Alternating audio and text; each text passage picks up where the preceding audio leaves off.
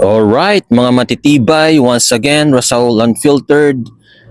Nandito na naman tayo sa ating YouTube channel, mga matitibay, no? Actually, medyo may konting twist, no, yung pag-uusapan natin ngayon. Actually, iniisip ko ngayon, mga matitibay, no, gagawin ko na rin regular sa YouTube channel natin yung pag-share ng Bible verse, no. Actually, ito rin yung parang alam nyo yun, yung parang calling na gusto ko siyang gawin. Gagawin nating mas maganda, no? Mas naiintindihan, mas magaan yung pagkaka-deliver, no? Yung mga Bible verse na ating babasahin, no? Yung mga ibig sabihin dito yung mga Bible verse na kapupulutan din natin ng mga aral. Siyempre, lahat naman ng Bible verse, lahat naman yan ay mga aral, no? May mga sinasabi nating golden nuggets or kautusan or tinatawag nilang salita ng Diyos, of course. Yun lang yun talaga. Yung ibig sabihin ng mga Bible verse na yan. Nanggaling yan sa mismong libro ng The Holy Bible. Alright, so ano bang gagawin natin mga matitibay, no? Actually, alam naman natin na yung YouTube channel natin is unfiltered, no? Given dito yung kapag minsan nagkakamali tayo sa pagde-deliver, pero the good thing is susubukan pa rin natin kung paano siyang i-deliver ng mas magaan, mas maganda, mas maayos, at syempre, maitutumbok natin kung ano talaga yung ibig iparating nito. Alright? Okay, mga matitibay, no? Umpisahan na natin, no? At least, yung banat natin ngayon, isa sa mga Bible verse na actually, neto ko lang siya nararamdaman, no? Kasi, for the past few weeks, few days, sobrang busy, no? Tapos, di ba sabi ko naman sa inyo dun sa isang video ko na isa sa pinaka malupit na libro is yung The Holy Bible.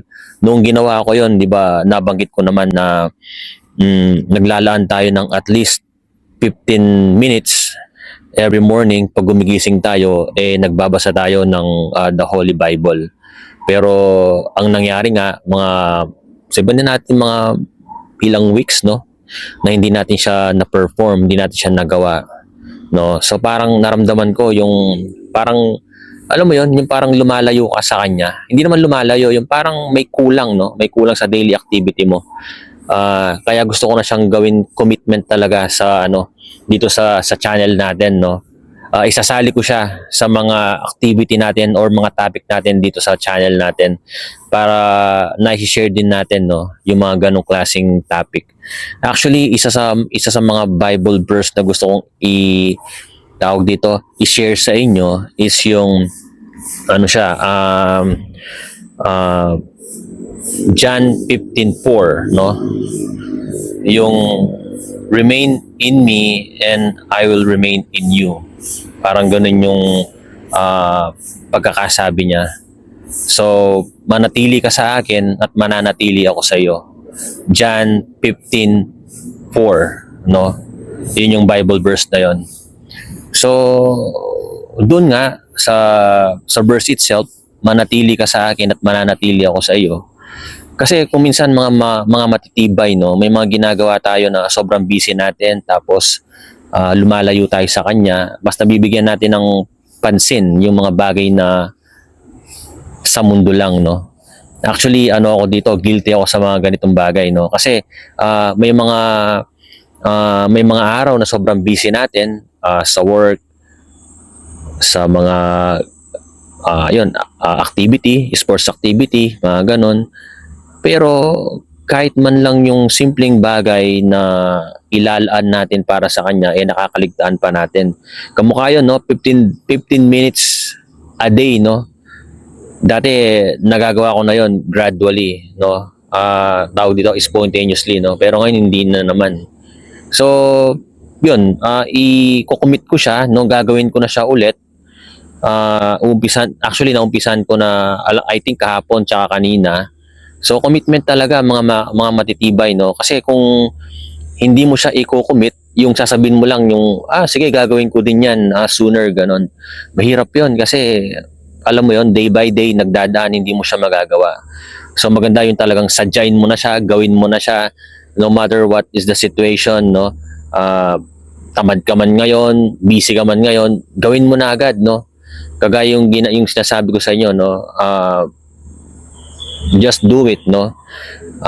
Yun yung ginagawa ko ngayon, mga matitibay, no? John 15:4. Yun yung isa sa mga sa mga malulupit na tawag dito, malulupit na Bible verse na may share ko sa inyo. Alright? So, yun. Sana kahit pa paano kapulutan nyo ito ng parang tapik sa balikat, no? Actually, alam naman natin na pag medyo nalalayo tayo sa kanya, hindi naman yung nalalayo, asing nalalayo na kakalimutan mo, no? Yung ibig ko sabihin, yung kapag masyadong naging busy ka na sa mga ginagawa mo, mararamdaman mo na parang may kulang talaga, no?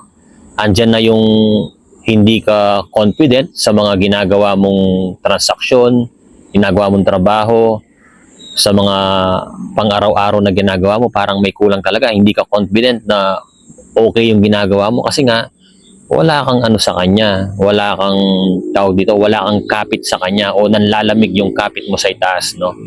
So isa yon, mga matitibay, kaya dapat wag nating pahintulutan na manlamig or makaligtaan natin yung kapit natin sa itaas, no? Ako pinipilit kong gawing talaga to, gawing religiously, no?